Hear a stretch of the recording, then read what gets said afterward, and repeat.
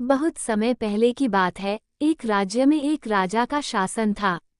वे बहुत ही दयालु राजा थे। उनकी एक पुत्री थी। राजा के स्वभाव के विपरीत राजकुमारी बहुत ही निर्दयी और घमंडी थी। उसे अपनी सुंदरता पर बहुत घमंड था। उसे अपने अलावा कुछ और दिखाई नहीं देता था। राजा उसके व्यवहार से बहुत दुखी हो गए। अंत में राजा ने उसके विवाह करवाने का निर्णय लिया। राजा ने बहुत अच्छे और प्रतिष्ठित राजकुमारों को बुलाया, जिसमें से एक राजकुमार विक्रम बहुत प्रतापी था। राजकुमारी को बुलाया गया। राजकुमारी ने राजकुमारों को देखते ही उनमें नुक्स निकलना शुरू कर दिया और सभी राजकुमारों का अपमान भी किया। राजा अपनी पुत्री के इस व्यवहार से बड़े दुखी हुए और सभी राजकुमारों से माफी मांगी। फिर उन्होंने घोषणा करी कि कल सुबह जो भी युवक पहले हमारे राज्य में प्रवेश करेगा उससे ही राजकुमारी का विवाह होगा।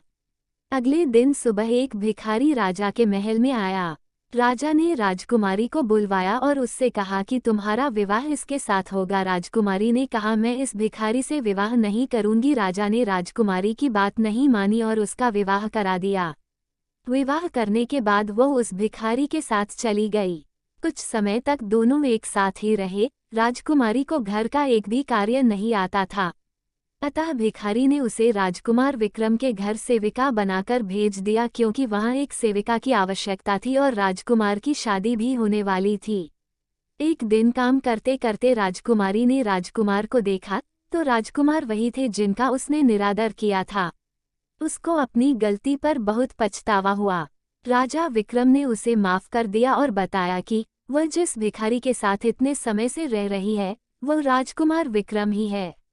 दोनों का फिर से धूमधाम से विवाह कराया गया। अब दोनों खुशी खुशी रहने लगे।